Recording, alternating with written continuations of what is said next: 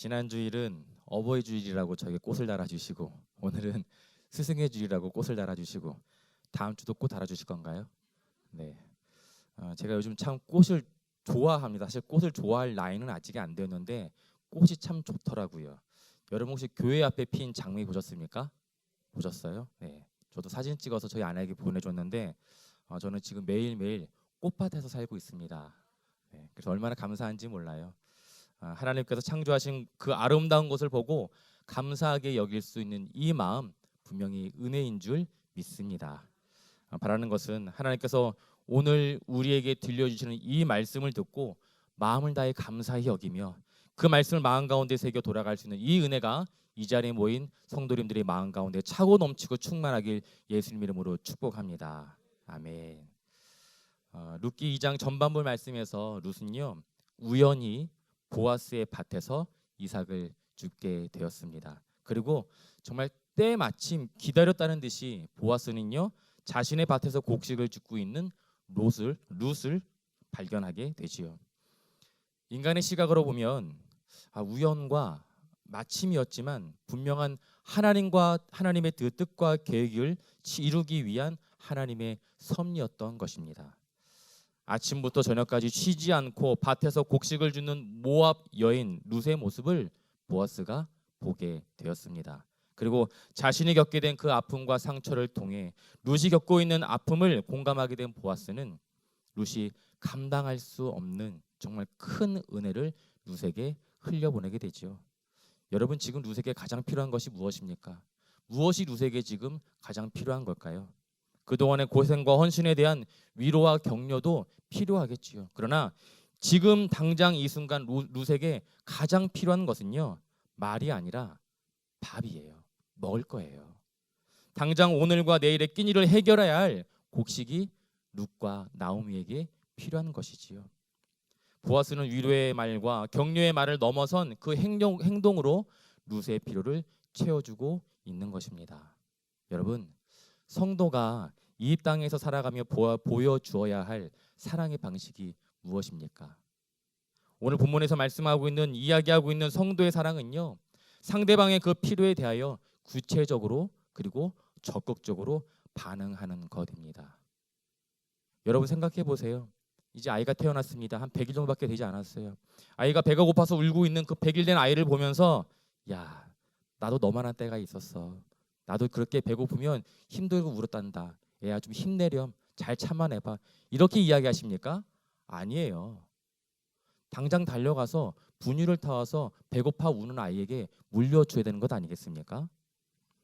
보아스는 추수가 마친 후에 밭에 떨어져 있는 곡식을 주워가는 이삭 줍기의 그 의무를 넘어서서 곡식을 베는 현장에서 조금 더 적극적으로 곡식을 주워갈 수 있도록 룻을 배려합니다.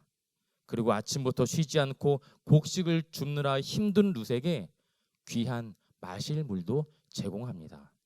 뿐만 아니에요. 보아스는 룻의 그 허기진 배를 채워주었습니다. 당시 이방인들과는 함께 식사를 하지 않는 유대인들의 관습이 있었습니다. 그런데 이 관습을 깨고 룻을 식사의 자리로 초대한 거예요. 본문 말씀인데요. 룻기 2장 14절 말씀 우리 함께 있습니다. 식사할 때에 보아스가 룻에게 이르되 이리로 와서 떡을 먹으며 내 떡 조각을 초에 찍으라 하므로 룻이 곡식 빼는 자 곁에 앉으니 그가 볶은 곡식을 주매 룻이 배불리 먹고 남았더라. 아멘. 보아스가 초대한 식사의 자리에서 룻은 어디에 앉아 식사를 하고 있다고 성경에 기록하고 있습니까? 어디에요? 룻은 곡식을 베는 자 곁에 앉아서 식사를 하고 있습니다. 보아스는 단순히 이삭 줍기라고 하는 그 제도 아래서 사회적인 약자를 구제하는 것처럼 룻에게 그저 식사 한 끼를 제공한 것이 아니었습니다. 자신의 밭에서 일하고 있는 일꾼들과 같은 자리에 동석하게 한 거예요. 그리고 보아스도 그 일꾼들과 같이 그 자리에 둘러앉아 식사를 하고 있습니다. 룻을 거지로 보았던 게 아니에요. 그저 배고픈 한 사람으로 바라보았던 게 아닙니다.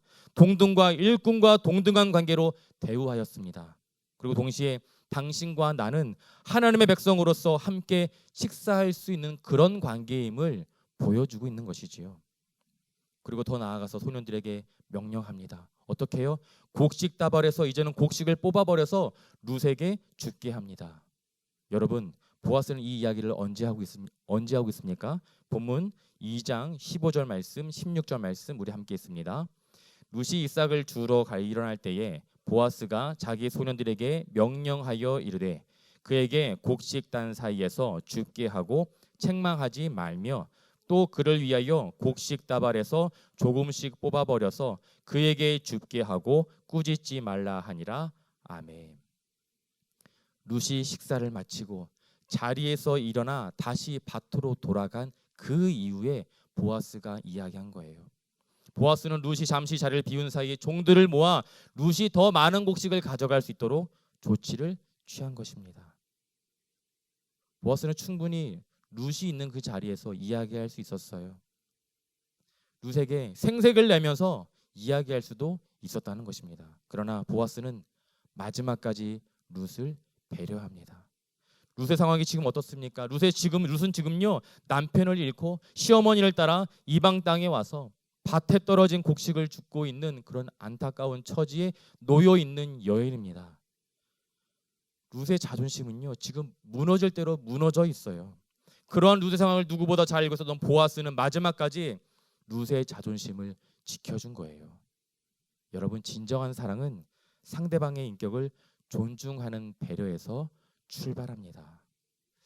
일전에 제가 섬기고 있었던 교회 청년부에 한 형제가 있었습니다. 이 형제가 공부를 참 잘하던 형제였었어요. 서울에서 유명한 법대를 졸업하고 오랜 시간 동안 사법시험을 준비했었고 그 사법시험을 준비하다가 안 되니까 이제는 노무사 시험을 준비하더라고요. 그런데 계속 합격이 안 되는 거예요. 그렇게 시간이 지나 이제는 생활고의 어려움 그리고 낮아진 자존감으로 인해 그 형제가 참 많이 힘든 시간을 보내야 했습니다. 그 형제에게 그냥 힘내라는 그런 말이 아니라 정말 진정한 힘과 위로가 되어주고 싶었어요. 어떻게 그 형제를 도와줄 수 있을까? 청교무 목사님과 리더들이 함께 모여 고민하고 논의한 끝에 이런 결정을 하게 되었습니다. 청년부에서 매달 일정한 회비를 걷어서 그 형제에게 매달 일정한 장학금을 주기로 결정한 거예요. 그리고 이 일은 철저히 비밀이었습니다. 누구에게 장학금을 주기 위해 이 회비를 걷는지 이야기하지 않았어요. 행여나 그 형제가 자존심이 상하지 않도록 배려했던 것이지요. 여러분, 그 형제가 나중에 어떻게 된 줄 아십니까? 준비했던 사법시험과 노무사시험 합격했을까요? 네, 아쉽지만 떨어졌어요. 합격하지 못했어요. 그렇게 사법시험과 노무사시험은 포기했지만 이 형제가 개인 사업을 시작하게 되었고요. 꽤 탄탄하게 사업을 하면서 지금도 살아가고 있습니다. 그리고 그 형제의 이야기는 여기서 끝나지 않아요. 본인이 개인 사업을 하면서 자리를 잡게 된 그 형제가 이제는 청년부 공동체에게 매달 장학금을 주고 있습니다. 자신처럼 힘들어하는 그 청년들에게 힘이 되면 좋겠다는 그런 마음으로 단 동일하게 본인이 비밀로 받았던 것처럼 이 장학금도 비밀리에 지급되었으면 좋겠다고 그렇게 이야기를 하더라고요. 아직까지도 그 장학금은 청년부에 지급이 되고 있다고 이야기를 들었습니다. 말이 아닌 진정한 사랑을 흘려보낸 결과, 여러분, 그 결과가 무엇입니까? 더 큰 사랑을 흘려보낼 수 있게 된 것입니다. 보아스가 룻에게 베푼 그 은혜와 그 배려의 양이 과연 얼마였을까요? 룻기 2장 17절 말씀 우리 함께 있습니다. 룻기 2장 17절. 룻이 밭에서 저녁까지 줍고 그 주운 것을 떠니 보리가 한 에바쯤 되는지라. 아멘.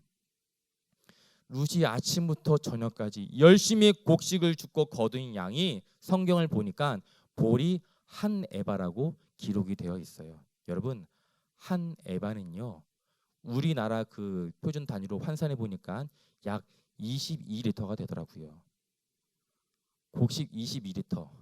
여러분 담아 보셨습니까? 쌀 20kg래요. 계산이 참 빠르신 교회예요. 여기는 정확합니다. 쌀 20kg래요. 그 당시 남성 노동자의 하루 배급량이 0.5리터였대요. 그걸 계산해 보니까 무려 44일치의 식량인 거예요. 룻과 나오미가 배불리 먹고도 남을 만큼의 양식을 보아스를 통해 룻이 얻게 된 것입니다. 그저 하루의 끼니를 해결하기 위해 이삭 죽기의 자리에서 최선을 다해 이삭을 주었는데 그 결과가 무엇이었습니까? 한 달 이상의 식량을 얻을 수 있게 된 거예요. 우리 룻기 2장 19절 말씀 우리 함께 읽어보겠는데요. 룻기 2장 19절 말씀. 시어머니가 그에게 이르되 오늘 어디서 주었느냐 어디서 일을 하였느냐 너를 돌본 자에게 복이 있기를 원하노라 하니 룻이 누구에게서 일했는지를 시어머니에게 알게 하여 이르되 오늘 일하게 한 사람의 이름은 보아스니이다 하는지라. 아멘. 나오미가 며느리 룻에게 묻습니다. 어디서 주워왔느냐? 아니 어디서 일했느냐? 룻이 가지고 돌아온 그 한 에바의 보리는요 결코 하루의 이삭 죽기를 통해 구할 수 있는 양이 아니었음을 나오미는 알고 있었습니다. 어디에서 일했는지 묻는 나오미의 그 질문에 룻이 어떻게 이야기합니까? 보아스라는 이름을 이야기합니다. 여러분, 우리가 알고 있는 보아스라고 하는 사람 어떤 사람입니까? 보아스의 그 이름 뜻, 그에게 능력이 있다. 실제로 보아스는 그 이름처럼 유력한 자였다고 성경에 기록하고 있어요. 뿐만 아니라 자신이 경험한 그 아픔과 상처로 인하여 누군가의 아픔에 공감할 수 있는 상대방에 대한 배려의 마음으로 사랑을 흘려보낼 수 있었던 사람이 바로 보아스였습니다. 그런데 오늘 본문의 말씀은 보아스에 대하여 또 다른 한 가지 정보를 우리들에게 제공하는데요. 룻기 2장 20절 말씀을 우리 함께 있습니다. 룻기 2장 20절입니다. 나오미가 자기 며느리에게 이르되 그가 여호와로부터 복받기를 원하노라. 그가 살아있는 자와 죽은 자에게 은혜 베풀기를 그치지 아니하도다 하고 나오미가 또 그에게 이르되 그 사람은 우리와 가까우니 우리 기업을 물을 자 중에 하나이니라 하니라. 아멘. 나오미는 룻에게 보아스가 누구라고 이야기합니까? 우리의 기업을 물을 자 중에 한 사람이라고 이야기를 하고 있어요. 당시에 이스라엘은 여러 가지 제도가 있었는데 그 중에 한 가지 고엘 제도라고 하는 제도가 있었습니다. 이 고엘이라고 하는 단어는요 이런 뜻이 있어요. 대신 값을 주고 원상으로 회복시키다. 한 번 더요. 대신 값을 주고 원상으로 회복시키다라는 뜻이 고엘이라는 단어에 담겨져 있습니다. 그리고 고엘 그리고 기업 물을 자는 같은 의미인데요. 이런 거예요. 친족이 억울하게 죽게 되면 살해한 사람을 찾아가서 복수할 수 있는 그 의무와 권리가 누구에게 있었다고요? 고엘과 기업 물을 자에게 있었습니다. 또 있습니다. 빌린 돈을 갚지 못하여서 스스로 종이 된 그 친족을 대신하여서 몸값을 지불하고 친족의 그 신분을 종에서 해방시킬 수 있는 그 권리와 의무가 바로 고엘, 기업 물을 자에게 있었어요. 또한 어려울 때 친족이 판 그 토지를 돈을 주고 되찾아올 수 있는 역할 또한 고엘과 기업 물을 자가 할 수 있었습니다. 마지막으로 상속자를 낳지 못하고 죽은 친족의 미망인과 혼인하여서 죽은 친족을 대신하여 그 혈통을 이어주는 것 또한 고엘이 감당할 수 있는 의무와 권리였습니다. 지난번에 설명해드린 그 계대 결혼의 법을 지킬 수 있는 이 존재가 바로 오늘 본문에서 이야기하고 있는 고엘, 기업 물을 자의 역할인 것이지요. 이처럼 모압 땅에서 죽게 된 엘리멜렉과 두 아들의 가문을 계승할 수 있는 고엘, 기업 물을 자 중에 한 사람이 엘리멜렉의 친족인 보아스였던 거예요. 나오미는 룻이 가지고 온 그 정말 말도 안 되는 그 많은 양의 보리로 인하여 감격했습니다. 당장 내일의 끼니를 해결할 수 없는 상황에서 한 달 이상의 끼니를 해결할 수 있는 곡식이 생겼기 때문이죠. 도저히 상식으로는 일어날 수 없는 특별한 일이 발생하는 것입니다. 그런데 나오미가 정말 놀랐던 것은 엄청난 양의 보리 때문이 아니었습니다. 룻을 통해 듣게 된 그 이름 보아스. 나오미는 이미 보아스의 존재에 대해 알고 있었어요. 고향 베들레헴에 살았던 자신의 친족인이 알고 있었던 것이 당연한 것 아니겠습니까? 그런데 지금 나오미 처지가 어떠합니까? 고향을 버리고 살기 위해 간 모압 땅에서 남편이 죽고 두 아들마저 잃게 되었습니다. 정말 모든 것을 다 잃어버린 상태로 다시 고향으로 돌아온 이 비참한 인생, 실패한 인생이 나오미가 지금 처한 상황이었다는 것이지요. 고향에 돌아온 자신을 보고 사람들이 나오미가 돌아왔다고 이야기를 하지만 나오미는 사람들을 향해 이제 자신을 나옴이라 부르지 말고 마라라고 부르라고 이야기합니다. 여러분, 마라의 뜻은요, 이런 뜻이 담겨져 있더라고요. 고통, 쓰다라는 뜻이 마라라고 하는 단어에 담겨져 있어요. 출애굽기 15장 23절인데요. 우리 함께 읽어볼까요? 출애굽기 15장 23절입니다. 마라에 이르렀더니 그곳 물이 써서 마시지 못하겠으므로 그 이름을 마라라 하였더라. 아멘. 이스라엘 백성들이 광야 한가운데서 마실 물이 없어 모세와 하나님을 원망하는 그 상황 가운데 한 우물을 발견하게 됩니다. 그런데 그 물이 써서 도저히 마실 수 없었던 것이죠. 그렇게 마실 수 없는 그 우물의 이름을 마라, 쓴물 이란 뜻으로 정한 것입니다. 도저히 써서 마실 수 없는 그 물의 이름 마라. 자신의 인생 또한 도저히 감당할 수 없을 만큼 비참하고 쓰라린 인생이었기에 이제 자신의 이름을 나오미가 아니라 마라라고 부르라고 한 그 나오미의 심정이 여러분 이해가 되십니까? 남편을 잃고 두 아들마저 떠나보낸 그 여인의 심정을 우리가 감히 어찌 이해할 수 있겠습니까?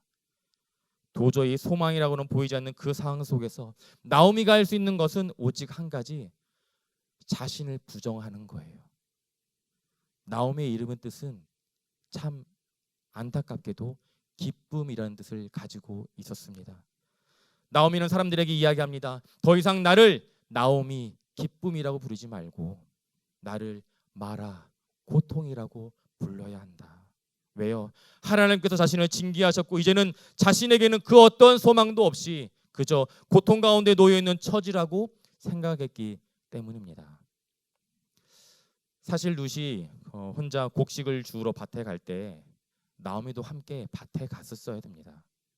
룻 혼자 곡식을 줍는 것보다는 나오미와 함께 줍는 것이 훨씬 더 좋은 것 아닙니까? 이삭을 줍다가 힘이 들면 잠시 옆에 앉아 쉴지언정 자신의 며느리인 룻을 지켜줄 수 있는 자리에 나오미 또한 함께 있어야 했습니다. 그런데 나오미는 룻을 보내고 종일 혼자 집에 혼자 머물러 있었어요. 왜 그랬을까요? 무너진 자신의 마음 때문이었습니다. 인생은 새옹지마라고 이야기하는데 무언가 한 가지 힘든 일이 지나면 그 다음에는 좋은 일이 찾아온다고 이야기를 하는데 나오미의 인생은 엎친 데 덮친 격 이보다 더 안 좋을 수 없는 벼랑 끝에 몰려있는 상황이 나오미의 인생이었습니다. 정말 모든 것을 잃고 하루하루의 삶이 희망이라고는 도저히 보이지 않는 그 상황 속에서 밭에 나가 곡식을 줍는 의지조차 상실하게 만든 무너진 나오미의 마음 때문이었습니다. 그렇게 나오미는 더 이상 보이지 않는 그 참담한 현실로 인하여서 상실감과 무기력함에 사로잡혀 그저 하루하루 목숨을 연명하고 있는 그 순간 어떤 이름을 들었습니까? 보아스라고 하는 자신의 기업 물을 자에 대한 이야기를 듣게 된 것입니다. 자신의 며느리 룻이 보아스의 밭에서 일을 하였고 보아스에게 이 말도 안 되는 양의 그 많은 양의 곡식을 얻게 되었다는 그 소식을 듣게 된 순간 나오미가 어떠한 생각을 했을까요? 어떠한 마음이 들었겠습니까? 더 이상 희망과 소망이라고는 보이지 않는 이 참담한 자신의 인생 가운데 그 보아스의 존재는요 소망의 이름으로 들렸을 거예요. 구원의 소식으로 들렸을 것입니다. 그렇게 보아스를 통해 자신의 삶 가운데 은혜로 채워주시는 하나님의 손길을 드디어 경험하게 된 것입니다. 이삭을 조금 더 많이 줍는 것으로 여러분 룻과 나오미의 인생이 바뀌지 않습니다. 아무리 이삭을 많이 주어도 그들의 신분은요 여전히 이삭을 주어야 하는 나그네의 신분입니다. 이들에게 필요한 것은 고엘, 기업 물을 자입니다. 1전에 말씀드린 것처럼 보아스는 예수님을 상징하는 인물입니다. 그리고 이 고엘 제도의 완성은 2000년 전 골고다 십자가 위에서 우리의 죄값을 대신 치러주시고 깨어졌던 하나님과의 관계를 회복시켜 주신 예수 그리스도입니다. 이제 우리 함께 말씀 읽어보겠는데요. 이사야서 53장 4절과 4절부터 6절까지입니다. 이사야서 53장 좀 길지만 4절부터 6절까지 말씀 우리 함께 있습니다. 그는 실로 우리의 질고를 지고 우리의 슬픔을 당하였거늘 우리는 생각하기를 그는 징벌을 받아 하나님께 맞으며 고난을 당한다 하였도다. 우리의 허물 때문이요 그가 상함은 우리의 죄악 때문이라. 그가 징계를 받음으로 우리는 평화를 누리고 그가 채찍에 맞음으로 우리는 나음을 받았도다. 우리는 다 양 같아서 그릇 행하여 각기 제 길로 갔거늘 여호와께서는 우리의 모든 죄악을 그에게 담당시키셨도다. 아멘. 아멘. 고난의 세상 한가운데로 연약한 육신의 몸을 입고 오신 예수님은 우리의 고엘 기업 물을 자가 되어 주셨습니다. 그가 징계를 받음으로 우리는 평안을 누리고 그가 채찍에 맞음으로 우리는 나음을 받았도다. 여러분, 이것이 예수님께서 우리의 고엘이 되어 감당하신 사건입니다. 나오미는 보아스라는 이름을 듣고 자신을 구원해줄 기업 물을 자를 떠올렸지만 오늘을 살아가고 있는 성도인 우리에게 고엘 기업 물을 자는 우리를 살리시기 위해 십자가 위에서 대속의 피를 흘리셔야만 했던 예수 그리스도입니다. 고엘은 아무나 할 수 있는 게 아니에요.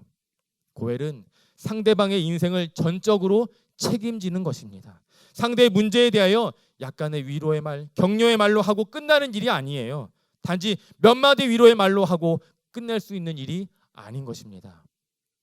그 사람의 문제와 고통 안으로 들어가서 고통을 함께 끌어안고 함께 아파하고 함께 눈물을 흘리며 진정한 회복의 자리로 인도하는 그 역할을 감당하는 것이 바로 고엘 기업 물을 자가 감당할 수 있는 역할인 것입니다.